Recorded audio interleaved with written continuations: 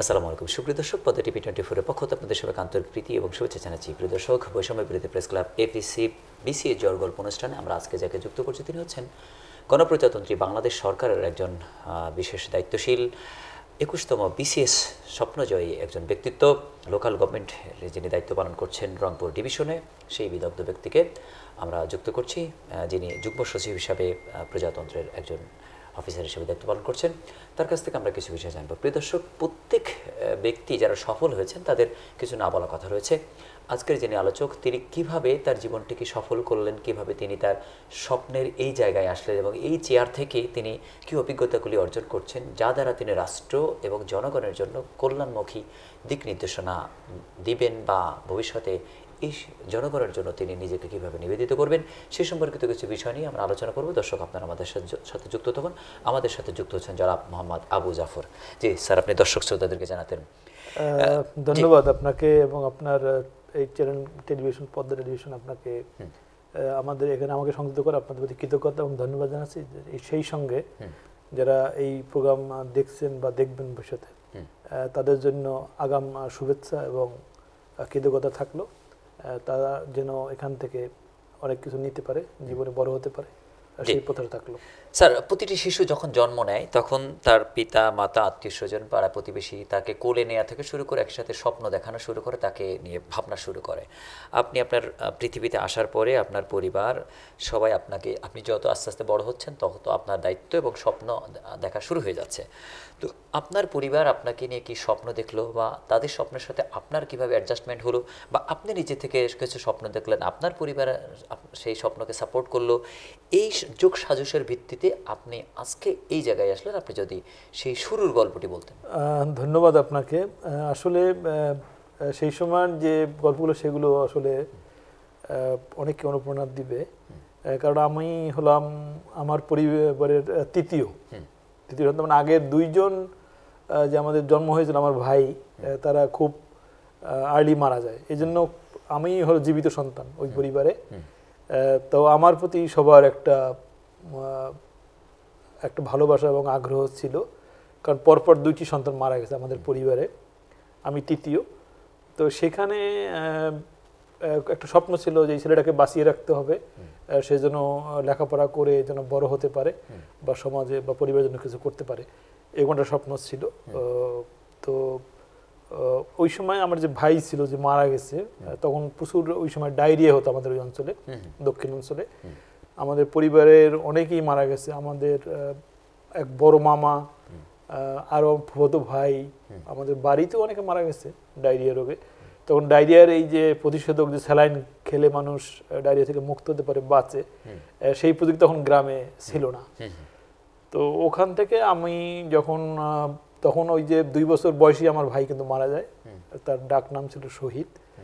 তো শহীদ মারা যাওয়ার পরে আমি তখন স্কুলে যাওয়া শুরু করি, 4 কি 5 বছর আমাদের গ্রামের পাশের স্কুল, সেখানে আমরা লেখাপড়া শুরু করি। সেই স্কুলে আসলে এখনকার যে স্কুল তার সঙ্গে খুব মিলানো যাবে না, কারণ সেই স্কুলে আমরা বসার কোনো বেঞ্চ ছিল না, আমরা মাটিতে ওই যে পাটিতে বসে লেখাপড়া করতাম। আর মূলত সেগুলো টিন শেড ঘর ছিল। এই আমাদের গ্রাম থেকে কিছু দূরে, মানে 2-2.5-3 কিলোমিটার দূরে হবে, এবং আমরা দল বেঁধে গ্রামের যারা সমবয়সী আমরা স্কুলে যেতাম, এবং স্কুলে যাওয়ার পথে রাস্তা দিয়ে হাঁটতাম। সেখানে যে রাস্তার পরিবেশ, মানুষের যে কাজ করে, গ্রামীণ কৃষকরা কাজ করে, সেখানে পাখিরা উড়ে বেড়ায়, গাছে ফুল ফোটে, এগুলো রাস্তা থেকে দেখতে দেখতেই আমরা কিন্তু স্কুলে সকাল থেকে আমরা স্কুলে পৌঁছে যেতাম। এবং স্কুলে যারা শিক্ষক ছিলেন তারা খুবই শ্রদ্ধাভাজন এবং পরম শ্রদ্ধ ছিলেন। ওই সময়কার যারা শিক্ষক ছিলেন এত আন্তরিকভাবে আমাদের পড়াতেন যে আমরা স্কুলে বেঞ্চে বসতে পারতাম না, আমাদের মধ্যে কোনো অতৃপ্তি বা থাকতো না। আমরা মাঠে বা এই পার্টিতে বসেই আসলে বিভিন্ন বিষয় আমরা শিখতাম। এইভাবেই আসলে আমাদের ওই প্রাইমারি যে স্কুল লেভেলটা আমাদের কেটে যায়। এই কারণে সেই সময়কার যারা শিক্ষক ছিলেন স্বনামধন্য, তারা এখন অনেকেই জীবিত আছেন, খুব দেখা কম হয়, তো কথা হয় শিক্ষকের কথা। শিক্ষাগুরুর প্রতি যে একজন শিক্ষার্থীর যে ভালোবাসা, শ্রদ্ধা, যে হৃদয়ের টান, পিতা মাতার পরে যাকে সম্মান করা হতো, যে ধারণ করা হতো, আপনারা যেভাবে ধারণ করতেন, এটি আসলে কতটা প্রীতি দেয়? মানে এই যে শিক্ষাপ্রীতি বা সেই কালচারটা আসলে আপনি মিস করেন কিনা?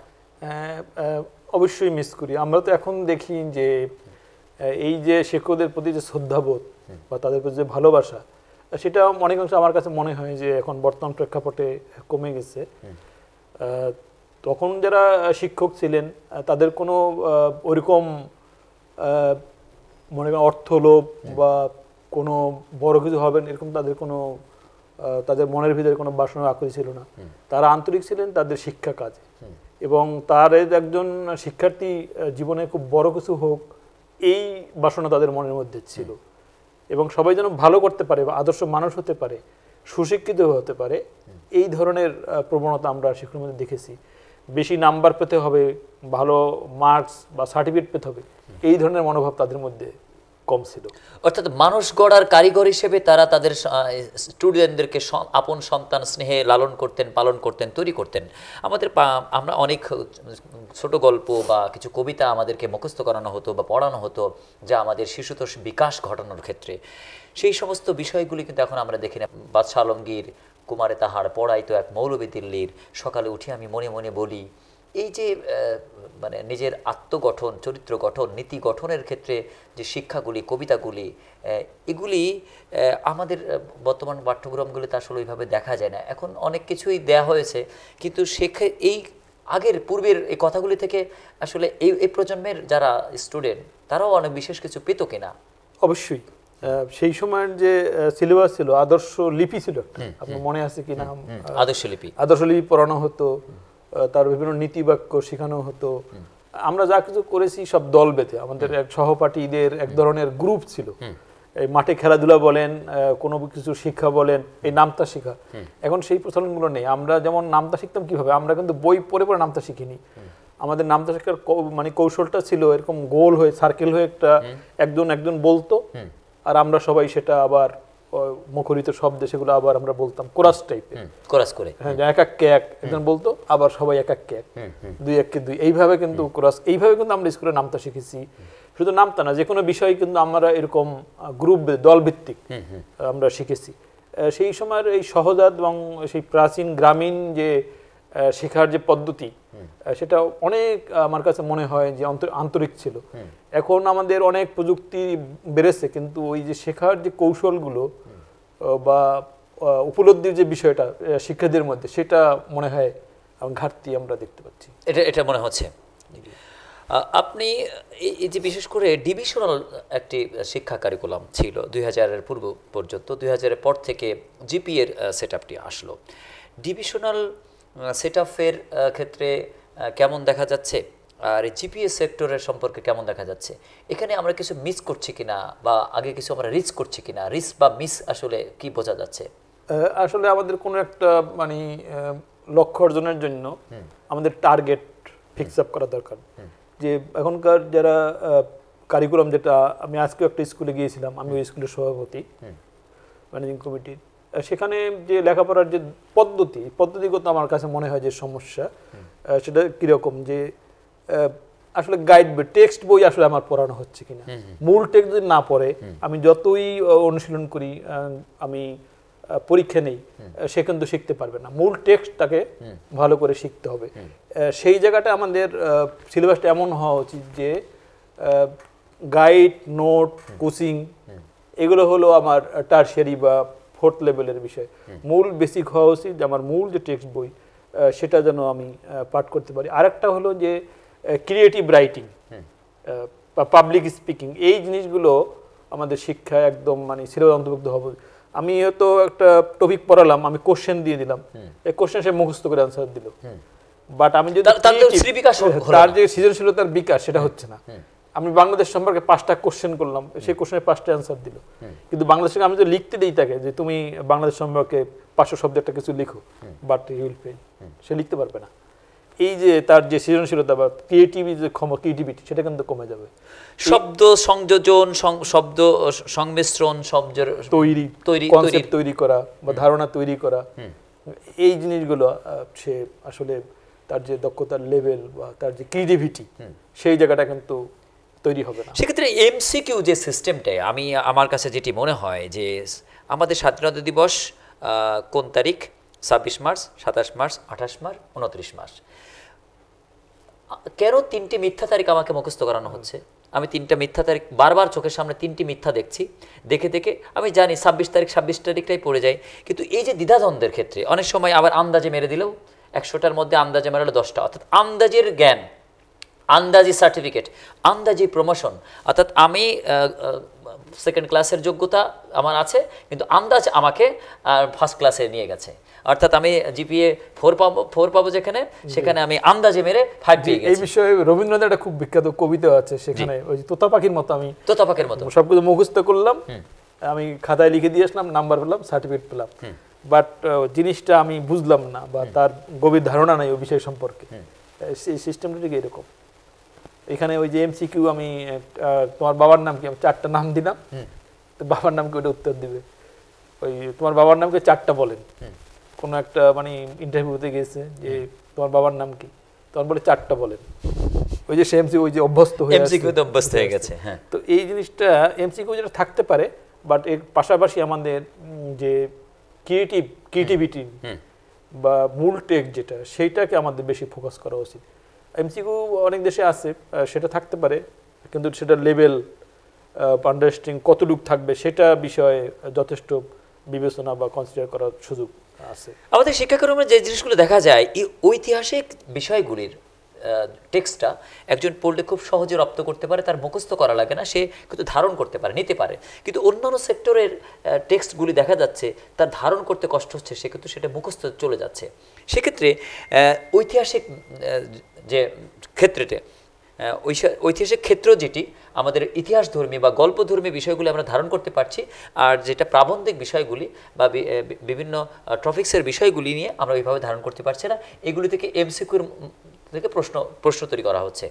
যদি এই এমসিকিউর প্রশ্নের ম্যাটারটা না থাকতো, তাহলে এই যে পুরো স্ট্রাকচারটা সে ধারণ করতে পারবে না। অর্থাৎ বাবরের পানিপথের যুদ্ধের বিবরণ এবং কত সাল, সহজভাবে কিন্তু সে তার জন্য খুব লেখাটা কিন্তু সহজ, কিন্তু বাবরের পানিপথ যুদ্ধ কত সালে হয়েছিল 3-4টা তারিখ দিয়ে দিলে সে তো গুলিয়ে ফেলবে, কারণ সে তো ওই 1500 সালের সে যেতে পারবে না।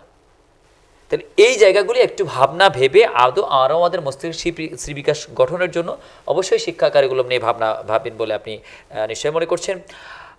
বিসিএস আমাদের একটি লক্ষ্য বা আমাদের সফলতা একটা লক্ষ্য, এই লক্ষ্যের অক্ষে আমাদের প্রজন্মের শিক্ষার্থীরা ছুটছে, অভিভাবকরা ছুটছে, একেবারে জন্মের পর থেকেই ঘরে ঘরে এই বার্তাগুলি পৌঁছে গেছে যে অমুকে বিসিএস ক্যাডার হবে বা অমুকে বিসিএস ক্যাডার করা হবে, এবং সেইভাবেই তৈরি করা হচ্ছে। এই যে স্বপ্ন দেখানো হচ্ছে বিসিএস ক্যাডার হতে হবে বা সাকসেস হতে হবে, এই জায়গাগুলি নিয়ে আমাদের অভিভাবকদের ভাবনা, আমাদের স্টুডেন্টদের যে ভাবনা, এই ভাবনাগুলির কী ধরনের রীতি বা কী ধরনের বৈপরীত্য আপনি দেখেন? আসলে নিজের বিভাগই বলা হয়, আমি তো প্রাইমারি কথা বললাম, মাধ্যমিকের কথা বলা হয়নি, বা কলেজ জীবন বা বিশ্ববিদ্যালয় সেটা পরে আসছি। আসলে আমাদের যে মধ্যবিত্তের স্বপ্ন, পরিবার সবাই থাকে যে সে পরিবারের ছেলে বা মেয়ে হোক, সে ভালো কিছু একটা করবে, সেই তাড়না থেকেই আসলে এই যে কম্পিটিশন, যে বিসিএস পরীক্ষা, সেখানে আসা, আসলে সেখানে যায় সবাই।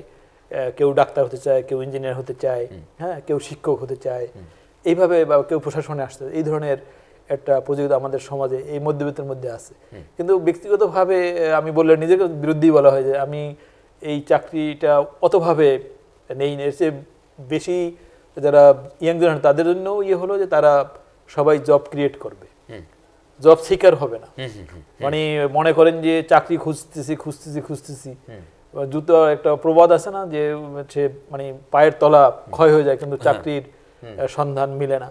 তো এখান থেকে আমাদের বেরিয়ে আসতে হবে, আমাদের পলিসি চেঞ্জ করতে হবে এবং মানসিকতা পরিবর্তন করতে হবে। বিশ্ববিদ্যালয় থেকে বা কলেজ থেকে পাশ করার পরেই আমি শুধু চাকরি পেয়ে একটাই শুধু অবলম্বন থাকবে না, আমার অনেকগুলো অপশন থাকবে, যেখানে আমি ভালো মনে হবে আমি সেইখানে যাব। আমার কাছে মনে হয় জব সিকারের চেয়ে জব ক্রিয়েটর এটা বেশ মর্যাদাকর। চাকরি খোঁজার চেয়ে চাকরি তৈরি করা, উদ্যোক্তা হওয়া, এটা অনেক ভালো। বিশেষ আছে ওই যে বললাম যে কিছু মানে 5 লাখের মধ্যে 5000-এর হবে বা 2000-এর হবে, বাকিরা কি করবে?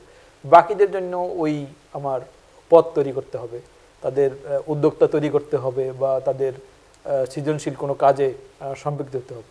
উদ্যোক্তা তৈরি করতে হবে, যে ভাবনাটা আপনি বলছেন, আমরা বলছি, 10 জন মানুষ বলছে, সরকারও বলছে, কিন্তু উদ্যোক্তাটা তৈরি করবে কি, বিড়ালের গলায় ঘন্টা বাঁধবেটা কি, এটি নিয়ে নানা রকম আলোচনা রয়েছে। আমরা যেটা দেখতে পাই, যারা উদ্যোক্তা হওয়ার তারা কিন্তু একেবারে সার্টিফিকেটের পিছনে না ছুটে 9, 10, 11 থেকেই সে কিন্তু উদ্যোক্তার পিছনে ছুটছে, এবং সে তার জায়গায় একটা জব মার্কেট করে ফেলেছে, নিজে এমপ্লয়মেন্ট করতে পারছে, এই যোগ্যতা সে তৈরি করে ফেলেছে। কিন্তু আমাদের শিক্ষা কারিকুলাম যেটি, যে আমি সর্বোচ্চ ডিগ্রি অর্জন করব, আমি একটা জব পাবো, এই রিলেটেড মানসিকতা সে তার 25, 26, 27, 28 বছর পর্যন্ত পার করে ফেলে। এমন একটা পর্যায়ে যায় যে এদিকে বয়স অনেক হয়ে গেছে, পরিবারের দায়িত্ব নিতে হচ্ছে, অনেকে সংসার জীবনে চলে যায়, পিতামাতারও দায়িত্ব নিতে হচ্ছে। এমন অবস্থায় সে আবার যে উদ্যোক্তার মাধ্যমে যে জিরো থেকে শুরু করার যে জায়গাটি, সেই জায়গাটি সে পিছিয়ে আসতে চায় না। অর্থাৎ সে ইনস্ট্যান্টলি তার সার্টিফিকেটকে কাজে লাগিয়ে সে যে কোনো একটা জায়গায় সে জব পেতে চায়। এইভাবেই কিন্তু আমাদের কলেজ, ইউনিভার্সিটিতে এইভাবে মানসিকতা তারা ক্রিয়েট করে। এই জায়গা থেকে আমাদের শিক্ষা কারিকুলামের ধারা যদি একেবারে আমরা যদি একেবারে মাধ্যমিক থেকেই ওইভাবে তৈরি হয়, যে মাধ্যমিকে যদি জবের ক্ষেত্র এবং কর্মমুখিতার ক্ষেত্র বা উদ্যোক্তা সেক্টরের ক্লাস বা সে ধরনের পড়াশোনা বা সে ধরনের প্র্যাকটিক্যাল যদি ধরিয়ে দেওয়া হয়, তাহলে অনেকেই তার পড়াশোনার পাশাপাশি উদ্যোক্তা হিসেবে এদিকে সার্টিফিকেট অর্জন করছে, এদিকে একজন দক্ষ উদ্যোক্তা হয়ে গেছে। এটি হতে পারবে কিনা, অর্থাৎ শুরুটা আমাদেরকে একটু আগে থেকে শুরু করা দরকার কিনা। একেবারে মাস্টার্স দিচ্ছে, 2-4 বার BCS দিচ্ছে, ফেল করছে, পারছে না, তখন তাকে উদ্যোক্তার কথা বলতে গেলে সে তো আসলে নিতে পারছে না। এই জায়গাটা নিয়ে ব্যাপক আসলে ভাবনা দরকার কিনা। হ্যাঁ, অবশ্যই দরকার। আপনার কথাটা চমৎকার, যে আসলে আমি যদি মাধ্যমিক লেভেলে বা কলেজ লেভেলে তাকে আমি পথ দেখাই, তাহলে তার কিন্তু অনেকগুলো এভিনিউ খুলে যাচ্ছে। শুধু মানে ছোটাছুটির বয়স, দুরন্ত বয়স, তার 16, 17, 18 বছর বয়স, সেটা করা দরকার। এটা পলিসি লেভেলে, এডুকেশন পলিসিটা অন্তর্ভুক্ত করা দরকার। কারিগরি শিক্ষার ব্যাপক বিকাশ দরকার এবং হিউজ পরিমাণে ইনভেস্ট দরকার, যেখানে এই ধরনের যারা ইয়াং গ্রাজুয়েটস বা জেনারেশন তারা জবে বা কাজে নিযুক্ত হতে পারে। সেটা অবশ্যই দরকার আছে। আমাদের পলিসি লেভেলে চেঞ্জ করতে হবে, এমন এডুকেশন পলিসি আনতে হবে যেখানে সে একটা পর্যায়ে পড়ালেখা শেষ করার আগেই সে নিজেকে নিয়ে ভাবতে পারবে, নিজের স্বপ্নটা। এদিকে মাস্টার্স, এদিকে কোম্পানির ম্যানেজিং ডিরেক্টর হয়ে গেছে ততক্ষণে, অর্থাৎ তার এটা ডিউটি। কলেজ থেকে পাঠানো হবে, যাও তুমি আজকে অফিস ডিউটি করে আসছো, অফিস ডিউটির সম্পর্কে তুমি লেসন দাও, আজকে তুমি কি প্রোডাকশন করেছো, কয়জনকে তুমি কোন কি দায়িত্ব দিয়েছো, তারপর সে ক্লাস করতে আসবে। অর্থাৎ তার সে ছোট্ট একটা উদ্যোক্তা হিসেবে একটা প্রতিষ্ঠান করেছে, তার টিচাররা যাচ্ছে এবং সেই বিষয় নিয়ে তাকে প্রশ্ন করছে, এই বিষয় নিয়ে তাকে মার্ক দিচ্ছে, এই বিষয়ে তাকে গভর্নমেন্ট সার্টিফিকেট দিচ্ছে। বিষয়টা যদি এমন হয়, অর্থাৎ আমার কর্মের উপরে আমার সার্টিফিকেট দেওয়া হচ্ছে, আমি কি পরিমাণে, তাহলে এদিকে তার অনার্স, মাস্টার্স, এদিকে সে কোম্পানির ম্যানেজিং ডিরেক্টর বা তার কোম্পানি বড় হয়ে গেছে, 10 জন এমপ্লয়মেন্ট থেকে 100 জন এমপ্লয়মেন্ট করে ফেলেছে। এটা দরকার। ধন্যবাদ আপনাকে। আসলে এই জিনিসটা আসতে হবে সামগ্রিক সোসাইটি থেকে, কারণ আমাদের অভিভাবকদের মধ্যে একটা সমস্যা আছে। তারা তার ছেলেকে নিয়ে সবসময় মনে করে যে সে ডাক্তার, ইঞ্জিনিয়ার হবে, সার্টিফিকেট A+ বা এ পাবে। এই কারণে সে ওই যে চাহিদা পারিবারিক বা সমাজের চাহিদা, সেখান থেকে বেরিয়ে আসতে পারে না। এই দুই পক্ষেরই লাগবে। একদম আমার শিক্ষা পলিসি বা এডুকেশন পলিসিটা ওইভাবে চেঞ্জ করতে হবে, আর অভিভাবকদের মানসিকতাও চেঞ্জ করতে হবে। স্যার, আপনি আপনার ক্ষেত্রে যদি বলি, আপনি যদি এইভাবেই আসতেন, আপনার একটা কোম্পানি থাকতো, আবার আপনি কোম্পানিও দেখছেন, আবার এমনি প্রজাতন্ত্র সামলাচ্ছেন, অফিস শেষ, আপনি আপনার পূর্বের সেই বিজনেস যেটা আপনি স্টুডেন্ট লাইফে গড়েছিলেন, সেই প্রতিষ্ঠানে আপনি দেখাশোনা করতেছেন। তাহলে আপনার মতো এইদিকে প্রোডাক্টিভ পারসন, আপনি নিজে প্রতিষ্ঠান করেছেন, 20 বছর ধরে লালন করছেন, আবার 20 বছর ধরে চাকরি করছেন, এটি একটা চমৎকার উদাহরণ হতো কিনা? অর্থাৎ আপনাকে দেখেই এইভাবে প্রত্যেক অফিসারদেরকে দেখেই ফলো আপ থাকতো কিনা? হ্যাঁ, করা সম্ভব। এটা আপনার এটা চমৎকার একটা কথা, এটা করা সম্ভব। আমি তো আমার যে ডিউটি সঠিকভাবে পালন করি কিনা, আমি কাজের প্রতি আন্তরিক কিনা, সেটা যদি আমি করতে পারি, তাহলে আমি যে কোনো কিছুই করতে পারবো। আমার জবের আমার হ্যাম্পার না করেও আমি ওই কাজটা কিন্তু করতে পারি, করা সম্ভব। এটা যে কোনো একজন যুবকের স্বপ্ন হতে কিন্তু আপনি জব গভর্নমেন্ট জব হোল্ডার হলে আপনি কোনো কিছু করতে পারবেন না, এই আইন দিয়ে বেঁধে দিয়ে আপনাকে নিজে বেকার করে রাখা হচ্ছে। আপনি অফিস শেষ, আপনি রিল্যাক্সে ঘুরে বেড়াচ্ছেন, ও এটা দেখে ওই বেকার বলতেছে দেখছো অফিস শেষ স্যার ঘুরে বেড়াচ্ছে, আহারে এরকম যদি চাকরি পাইতাম। কিন্তু আপনি নিজেও কিন্তু আপনার মূল্যবান এফোর্টেড টাইম, আপনি তো বেকার হচ্ছেন, অর্থাৎ অফিস টাইমের পরে আপনার কিন্তু কাজ নেই। তাহলে কারণ আপনাকে করতে দিচ্ছে না গভর্নমেন্ট, আপনি চাচ্ছেন আপনার জেনারেশনের জন্য কিছু কিছু করতে, আপনার সন্তানকে একটা প্রতিষ্ঠানের মালিক বানাতে, কিন্তু আপনি চাকরি থাকা অবস্থাতে আপনি সেই প্রতিষ্ঠান করতে পারবেন না। সেই প্রজাতন্ত্র আপনাকে নানাভাবে আটকে রাখছে। পলিসি চেঞ্জ করতে হবে, পলিসি মানসিকতা পরিবর্তন ঘটাতে হবে। শুধু আমি জবের মানে চাকরি পিছনে খুঁজবো না, আমি চাকরি তৈরি করব, এই মানসিকতা। আমার যাদের সম্পদ বা ইনভেস্টর সেটা লাগবে, সেই ইনভেস্ট আমি ইনভেস্ট করি, তাহলে আমার অনেক হাজার হাজার লক্ষ লক্ষ যুবক আরেকটা ট্র্যাকে আমরা দেখি, আমাদের যেহেতু প্রজাতান্ত্রিক সিস্টেম, আমাদের গণতান্ত্রিক সিস্টেম, পার্লামেন্টারি সিস্টেম রয়েছে, সিস্টেমে আমরা 300 পার্লামেন্টেরিয়ান পাই, নিঃসন্দেহে পাচ্ছি। 300 পার্লামেন্টেরিয়ান তার আইন প্রণেতা হিসেবে 5টি বছর তার সংসদীয় আসনে দায়িত্ব পালন করেন। একজন সংসদ সদস্য কমপক্ষে তার 10 জন কর্মীকে দিয়ে 10টি কোম্পানি করাতে পারেন।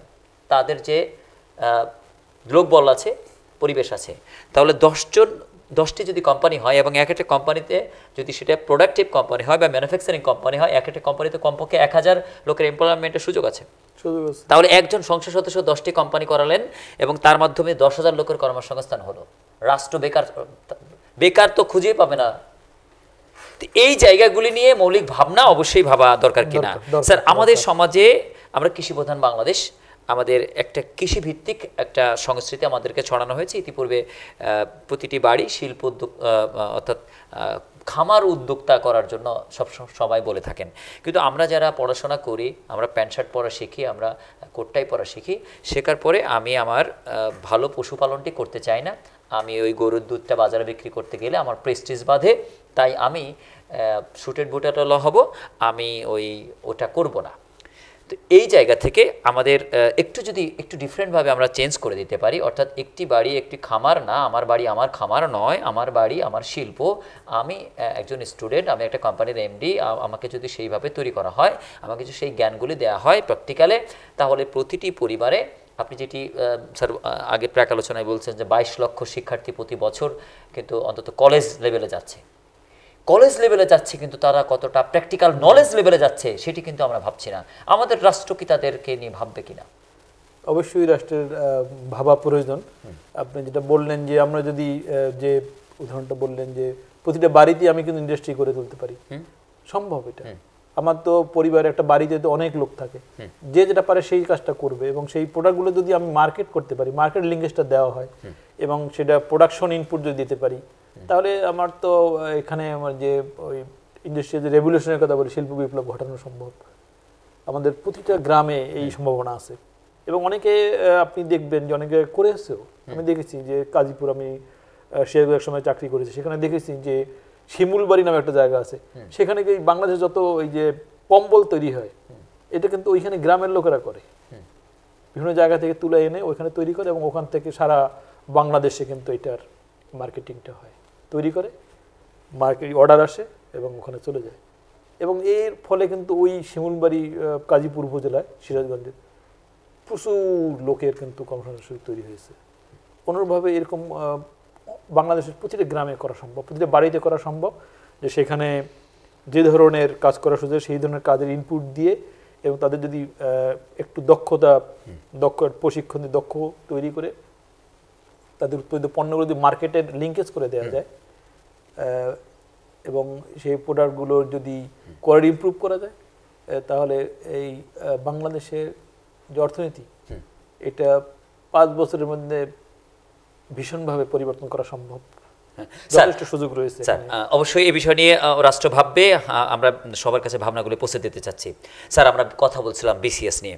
বিসিএস হাজবেন্ড, বিসিএস আমার লাভার, বিসিএস আমার জীবনটা করবে কাভার, এই স্বপ্নে আমি এতটা বিভোর থাকছি, এই বিসিএসের গোলে এতটা দৌড়চ্ছি, সবচেয়ে হ্যান্ডসাম একটা পাত্র আসলো, আমি তার পাত্র তো গ্রহণ করছি না, মেয়েদের কথা বলছি, গ্রহণ করছে না। খুব দামি একটা জায়গা থেকে একটা বিজনেস ম্যাগনেট একটা ছেলেকে চাচ্ছে, তার ব্রিলিয়ান্ট দেখে তাকে জামাই হিসেবে চাচ্ছে, না আমি তো বিসিএস ক্যাডার হব, আমি তার জামাইগিরিও গ্রহণ করব না। অর্থাৎ না জামাই হচ্ছি, না কারোর স্ত্রী হচ্ছি, আমি শুধু বিসিএসকে আমার হাজব্যান্ড বা বিসিএসকে আমার ওয়াইফ হিসাবে ভেবে নিয়েছি। বিসিএস ক্যাডার হতে পারলে আমি দামি ওয়াইফ পাবো বা দামি হাজব্যান্ড পাবো। এইভাবে আমাদের স্বপ্ন সেট আপ করা রয়েছে। এই গোলে দৌড়াচ্ছে, দৌড়াতে দৌড়াতে সব মিলিয়ে যাচাই বাছাই করে একেবারে চূড়ান্ত ফ্রিলি এবং যাচাই পর্বে এবং ভাইপা পর্বে গিয়ে 5 লক্ষ টিকছে। এই 5 লক্ষের মধ্যে থেকে গভর্নমেন্ট তার কারিকুলাম অনুযায়ী 5,000কে নিচ্ছে বা 1% নিচ্ছে, কিন্তু 99%কে কিন্তু গভর্নমেন্ট ছেড়ে দিতে হচ্ছে। বা তারা নিজেরাও জানে যে একটু পরে আমি বিসিএস বিধবা হিসাবে যাব, অথবা বিসিএস শেখাখা হিসেবে যাব, বা বিসিএস এতিম হিসাবে একটু পরে আমার কিন্তু এখান থেকে চলে যেতে হবে। এই যে পরাজয়, আমার একটু পরে যে পরাজয় আসবে, 99%-এর ভাগ্যে যে পরাজয়টা আসবে, এটি নিয়ে আমার যে নিজেকে একটা ক্যাপাবল থাকতে হবে, আমাকে যে মাইন্ড সেট আপ থাকতে হবে যে আমি এখান থেকে এক্সিট ওয়ে আমার কি হবে, আমি এখান থেকে যখন আমি টিকবো না, আমার চান্স ইন লাইফটা, আমার এইম ইন লাইফটা যখন চান্স ইন লাইফে চলে যাবে, চান্স না পেলে আমি এখানে কাজ করতে পারবো না বা এই জব আমি পাবো না, তখন অপশনাল যে জায়গাগুলি, সেই অপশনাল জায়গাগুলি আমাদের একেবারেই প্রস্তুত না করে 5 লক্ষ জনগোষ্ঠ স্টুডেন্ট প্রতি বছর ডিপ্রেশনের অতল গভীরে চলে যাচ্ছে। এখান থেকে উত্তরণের উপায় কি স্যার? আপনাদের রাষ্ট্র এবং আপনাদের প্রজাতন্ত্র আসলে কি ভাবছে বা কি ভাবা উচিত? ধন্যবাদ আপনাকে। এই যে পরিবর্তনটা আপনি বললেন, যেটা যে বিসিএস ধ্যান জ্ঞান, একেবারে ভালোবাসা, মহা ভালোবাসা, এখান থেকে বেরিয়ে আসতে হবে। গাণিতিকভাবেই দেখেন, যদি একটা দেশে যদি 15% মানে ফাঁকা থাকে, 100 জন পরীক্ষা দিলে তাহলে কতজনের চাকরি হবে? 15 জনের চাকরি হবে, আর 85% কিন্তু চাকরি হবে না। গাণিতিক যতই আপনি ই করেন, যতই ভালো মেধাশীল হোক, এটা গাণিতিকভাবে সত্য। তাহলে আমার পলিসি বা রাষ্ট্রের ওই অ্যাডাপ্টেশন বা অভিযোজনের ক্ষমতা বা সুযোগ তৈরি করে দিতে হবে ওই 85 জনের জন্য। তাদেরকে, আমার তো পরীক্ষায় যে ডাটাবেজ আছে, আমার বিশ্ববিদ্যালয়ের ডাটাবেজ আছে, আমি সেখানে ডাটাবেজ নিয়ে তাদের আমি এমন প্রযুক্তিগত জ্ঞান দিতে পারি। এখন যারা ইয়াং জেনারেশন আছে, তারা তাদেরকে আমার মানে ঈর্ষা লাগে, তাদের যে অবর্ণীয় সুযোগ। আমি যখন কলেজে বা স্কুলে পড়েছি তখন কিন্তু এই সুযোগ ছিল না। এখন ওদের হাতে যে সুযোগগুলো আছে, যে টেকনোলজি ইন হ্যান্ড, সেই প্রযুক্তির ব্যবহার করে তারা কিন্তু আমাদের এই সমাজ ব্যবস্থা এবং আমাদের রাষ্ট্র এবং অর্থনীতি ব্যাপকভাবে পরিবর্তন করে দিতে পারে, সম্ভব। সেই সম্ভাবনার দুয়ারে কিন্তু আমরা আছি। তো এই সুযোগটা আমাদের তরুণদের, যুবকদের কাজে লাগাতে হবে। তাদের সামনে সেই স্বপ্নটা তাদেরকে দেখতে হবে এবং তাদের নিজেদেরকে নিয়ে, সমাজকে নিয়ে, রাষ্ট্রকে নিয়ে ভাবতে হবে। তাহলে এটা করা সম্ভব। যখন আন্তরিকভাবে তারা এই ভাবনাটা ভাববে, নিজের স্বপ্নটা দেখবে, তখন এটা করা সম্ভব। সেক্ষেত্রে রাষ্ট্রের করণীয় আছে, যেটা বললাম, সেটা হলো আমাদের যে এডুকেশন যে পলিসি, আমি কোন বিষয়গুলো আমি আমার তরুণদের শিখাবো এবং তারা শিখে কি করবে, এই আমার ওই এডুকেশন মানে মার্কেট বেসড ইন্ডাস্ট্রি, সেইখানে যেতে হবে। এবং এগ্রিকালচার যে কথা বলেন, সেখানেও প্রচুর সুযোগ আছে, অ্যাগ্রো বেসড ইন্ডাস্ট্রি করতে পারি। বাংলাদেশে কৃষিক্ষেত্রে যে ব্যাপক পরিবর্তন হয়েছে এবং এখানে এখনও যে সম্ভাবনা আছে, সেটা হলো অ্যাগ্রো বেসড ইন্ডাস্ট্রি, সেটাতে করতে পারি। তাহলে আমার হিউজ পরিমাণে জনগোষ্ঠী সেই কর্মে নিয়োজিত হতে পারবে। একটা বড় সমস্যা যে আপনি যেটা বললেন যে আমি তো মাস্টার্স পাস করেছি, আমি তো ওই কাজটা, এই মানসিকতা পূরণ করতে হবে। আমরা স্বভাবত দেখি যে আমাদের যখন লেখাপড়া করি, আমরা তো কৃষক পরিবার থেকে বেশিরভাগ বিলং করে। যখনই সে কলেজে পড়ে বা মাস্টার্সে পড়ে, তখন ওই বাবার যে লাঙল সে কিন্তু ধরতে চায় না, ঈর্ষা মানে বোধ করে। এই মানসিকতা পরিবর্তন করা দরকার। আমার অতীতকে বা আমার ঐতিহ্যকে আমি ভুলে যাই, আমার বাবা কৃষক, সেই কৃষিকাজ আমি ঘৃণা করি, তাহলে আমরা আগাতে পারবো না।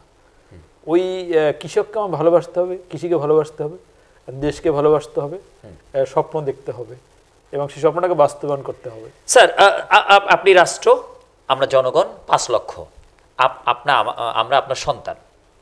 এই 5 লক্ষই আমরা আপনার সন্তান, রাষ্ট্রের সন্তান। সেক্ষেত্রে আপনি এই 5 লক্ষকে, রাষ্ট্রের উচিত কি? রাষ্ট্রের কি উচিত যে 5 লক্ষের মধ্যে 5,000কে নেয়া আর 4,95,000কে ছুড়ে ফেলা? এটা কি রাষ্ট্রের উচিত? রাষ্ট্রের কোনো এরকম সুযোগ নেই। সুযোগ কিভাবে করা যেতে পারে স্যার, সেটা নিয়ে ভাবনা হতে পারে কিনা? অর্থাৎ 5 লক্ষ আমরা আসলাম, 5 লক্ষই এখান থেকে কিছু না কিছু নিয়ে ফিরলাম, এখান থেকে কিছু নিয়ে ফিরবো, অর্থাৎ এলাম বিসিএস ক্যাডার হতে, এলাম ম্যাজিস্ট্রেট হতে, আর হয়ে গেলাম একটা কোম্পানির এমডি, একটা কোম্পানির চেয়ারম্যান। আমার রাষ্ট্র আমাকে সেই চোখ কান খুলিয়ে দেখে দিয়েছে, কেননা আমি পড়াশোনা করে দীর্ঘ স্ট্রাগল করে সেই লিডারশিপ তৈরি করেছি, আমি আমার মাইন্ডটাকে সেভাবে প্রস্তুত করতে পেরেছি। রাষ্ট্র আমাকে একটা প্রতিষ্ঠান ধরিয়ে দেবে, সেটি সহজ কিনা? আমাদের রাষ্ট্রের যিনি প্রজাতন্ত্রের অন্যতম কর্তা ব্যক্তি এখন হয়ে গেছেন জনাব ডক্টর মোহাম্মদ ইউনূস মহোদয়, তিনি তো জানেন কিভাবে অসম্ভবকে সম্ভব করতে হয়, কিভাবে জিরো থেকে হিরো হতে হয়, সেটি কিন্তু জানেন। সেক্ষেত্রে এই 5 লক্ষ জনগোষ্ঠীর জন্য তাকে কর্মময় করা, তার কর্মমুখী করা এবং তাকে কর্মযোগ্য করে এই রাষ্ট্রের এই শিক্ষিত সকল জনগোষ্ঠীকে প্রোডাক্টিভভাবে কাজে লাগাতে না পারলে রাষ্ট্রের ব্যর্থতা ছাড়া কল্যাণ কিভাবে হবে স্যার? প্রতি বছর যদি এরকম 99% শিক্ষিত জনগোষ্ঠী, 5 লক্ষ শিক্ষিত জনগোষ্ঠী যদি ঝরে যায়, তাহলে সেই রাষ্ট্র মাথা উঁচু করে দাঁড়াবে কিভাবে স্যার? ধন্যবাদ আপনাকে। আসলে আমরা তো জানেন সাউথ এশিয়ার ভিতরে সবচেয়ে ডেন্সলি পপুলেটেড এরিয়া, এত ঘনবসতিপূর্ণ এলাকা পৃথিবীতে কমই আছে। তো সেই জায়গাটাতে যে আমার ওই 20 থেকে 22 লক্ষ প্রতি বছর বিশ্ববিদ্যালয় থেকে বের হচ্ছে, আমার 5,000 সেখানে বা 10,000 চাকরি পাচ্ছে, বাকিদের জন্য আমার সুযোগ তৈরি করতে হবে। সবার জন্য সমান সুযোগ তৈরি রাষ্ট্রের দায়িত্ব, সবার জন্য সমান সুযোগ পায়, কর্মক্ষেত্রে শিক্ষার সমান সুযোগ পায়, তার চিকিৎসার সমান সুযোগ পায়, এটা তো রাষ্ট্রের মৌলিক দায়িত্বের মধ্যে পড়ে। তো নিশ্চয়ই এই ভাবনাগুলো সবাইকে নিয়ে ভাবতে হবে, সবাইকে নিয়ে ভাবতে হবে। স্যার, আমি যদি আরেকটা প্রস্তাব আপনাদের কাছে রাখি, যেহেতু আপনারা প্রজাতন্ত্রের কর্তা ব্যক্তি, আপনাদের মাধ্যমে এই জায়গার কথাগুলো যাবে। 5 লক্ষ আমরা এক্সাম দিয়েছি, বিসিএস ক্যাডার, সর্বোচ্চ পড়াশোনা শেষ করেছি, পরিবারের প্রেশার রয়েছে, হয় ডু নাহলে ডাই, এখান থেকে ফিরে হয় চাকরি নিয়ে ফিরবো, নাহলে সুইসাইড করতে হবে, কারণ বাবা অসুস্থ, সংসারের দায়িত্ব নিতে হবে। এমন টান টান উত্তেজনাময় একটা পরিস্থিতিতে এই 5 লক্ষের মধ্যে 5,000কে আপনি স্যার রেখে দেন, আর বাকি 4,95,000-এর জন্য একটা বিমানের টিকিট ধরিয়ে দেন, একটা ভিসা দিয়ে দেন, আপনি বিদেশে পাঠিয়ে দেন স্যার, আমরা রেমিটেন্স যোদ্ধা হয়ে ফিরে আসি। এটি সম্ভব কিনা? আমাদের বিরাট মুক্ত বাজার অর্থনীতি রয়েছে, সারা বিশ্বে আমাদের শ্রমের সম্মান রয়েছে, আমাদের শ্রম খুঁজছে। তাহলে সর্বোচ্চ শিক্ষিত একটি জনগোষ্ঠী বিসিএস প্রিলিতে ভাইবা পর্যন্ত যে ছেলেটি যাচ্ছে, সে কেন একটা ভিসা পাবে না স্যার? একটা পাসপোর্ট পাবে না, একটা বিমান টিকিট কেন রাষ্ট্রের কাছ থেকে পাবে না? রাষ্ট্রে কি তাকে এই গিফটটা করতে পারে না? অবশ্যই পারে, অবশ্যই পারে। রাষ্ট্রের তো এই রাষ্ট্রের কাজ তো এগুলো। তাহলে পিএসসি এই 5 লক্ষের কাউকে ছাড়বে না, সবাইকে নেবে, সবাই বিদেশের জন্য তৈরি হও, এদেশে তুমি তৈরি হও, টাকা নিয়ে আসো, যাও ওখান থেকে রেমিটেন্স নিয়ে আসো, রেমিটেন্স দাও, আর তুমি এখান থেকে কোম্পানি করো। এখন তো মানে একজন সিটিজেন, একজন নাগরিক, সে তো গ্লোবাল সিটিজেন, অবশ্যই নট বাংলাদেশি। এখানে বসে সে পৃথিবীর যে কোনো জায়গায় সে চাকরি করতে পারে। এই ইন্টারনেটের এই যুগে আউটসোর্সিং করে তো আমার ইয়াং জেনারেশন লক্ষ লক্ষ টাকা ইনকাম করতে পারে, সম্ভব। এটা আমাকে বিদেশে যেতেই হবে এমন নয়, আমি বাড়িতে বসেও কিন্তু টাকা ইনকাম করার সুযোগ আছে। সেই এভিনিউজ গুলো বাড়াতে হবে, সেই প্রযুক্তির। স্যার, আপনি চিন্তা করেন স্যার, আপনি আপনার যে 4-5 লাখ বন্ধুর মাধ্যমের মধ্যে আপনার 5,000 নিয়োগপ্রাপ্ত এখানে হয়েছেন, আপনার ওই সময় 3,000 মতো আপনারা নিয়োগপ্রাপ্ত হয়েছিলেন। আপনি যে 5 লক্ষ বন্ধুর মধ্যে আপনি দেখেন প্রত্যেকটা ক্রিম, কিন্তু সবাই ক্রিম, কিন্তু তাদেরকে যদি ওই সময় তাদেরকে ঠিক আছে সাপ্লাই করে দেওয়া হলো, যাও ঠিক আছে, যাও তোমরা বিদেশে যাও, এদেশের জন্য কিছু করতে পারতো, বিদেশ থেকে কীভাবে ফ্যাক্টরি করা যায়, কীভাবে প্রতিষ্ঠান করা যায়, কীভাবে রাষ্ট্রের রেমিটেন্স দেওয়া যায়, কীভাবে রাষ্ট্রকে স্বনির্ভর করা যায়, তোমরা সর্বোচ্চ শিক্ষিত জনগোষ্ঠী, তোমাদেরকে আমরা সার্টিফিকেট দিয়েছি, তোমরা মেধায় অনন্য, অতএব তোমাদেরকে আমরা ছাড়তে পারি না, তোমরা একটা রাষ্ট্রের সম্পদ, তোমাদেরকে আমরা ডিপ্রেশনের অতলে গভীরে যেতে দিতে পারি না। এটি শুরু হলে একটা কেমন একটা রিভলিউশন হয়ে যেতে পারতো। অথচ এই জিনিসটা হচ্ছে ব্যক্তিগত উদ্যোগভাবে জমি বিক্রি করে, সুদ এনজিও থেকে টাকা নিয়ে, ধার দেনা করে, আত্মীয় স্বজনের হাত পা ধরে তারা যে রেমিটেন্স পাঠাচ্ছে। অথচ রাষ্ট্র এই রেমিটেন্সের সুবিধা নিতে পারতেন। রাষ্ট্র একটা পার্সেন্টেজ রেখে দিক, রেমিটেন্সের পার্সেন্টেজ আরো বেশি রেখে দিক, কোনো সমস্যা তো নাই। সুযোগ তৈরি করা সম্ভব রাষ্ট্রের পক্ষে। রাষ্ট্র তাকে ভিসা দিক, পাসপোর্ট দিক, দিয়ে বলুক যে তুমি এই তোমার কাছে রাষ্ট্র ঋণী আছে, তুমি 2 লক্ষ টাকা রাষ্ট্রকে পেমেন্ট করবা, তাও তোমার বেতন থেকে এখান রেমিটেন্সের অংশ থেকে তোমরা কেটে নেব, রাষ্ট্র এখান থেকে বেনিফিট হচ্ছে, সুযোগ আছে। রাষ্ট্র তো তাকে পাসপোর্টের ব্যাপারে বিনিয়োগ করতে পারে কিনা? রাষ্ট্রের পক্ষে অনেক কিছু, সকল নাগরিকের কল্যাণ ভাবনা রাষ্ট্রের করার সুযোগ আছে।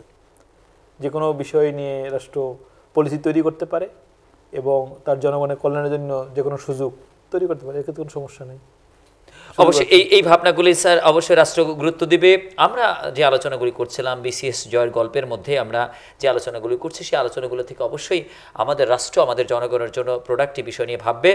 আর যে আলোচনাটি স্যার আমি আপনাদের কাছে করতে চাই সেটি হচ্ছে যে অবিলম্বে আপনি আপনার জায়গা থেকেই বলবেন, আপনার ফোরামে বলবেন, এই বলাবলি কথাগুলির মধ্যে একটা পরিবর্তন আসবে। আমাদের উপদেষ্টা পরিষদ সরকারের কাছে অবশ্যই মেসেজটি যাবে। উপদেষ্টা পরিষদ সরকার তো তিনি এইটি খুঁজছেন। ডক্টর মোহাম্মদ ইউনূসের যে 3-0 যে ফর্মুলা রয়েছে যে জমি তোমার, বিনিয়োগ আমার, তুমি আমি পার্টনার, এসো ভাই পার্টনার হই আমি তোমার কাছে টাকা নিয়ে এসেছি, তুমি জমি দাও, তোমার ওখানে আমি উৎপাদন করব, তোমার ওটা নিয়ে আমি বিজনেস করব, তুমি আমি ভাগ করে নিব। এই ফর্মুলাটাকে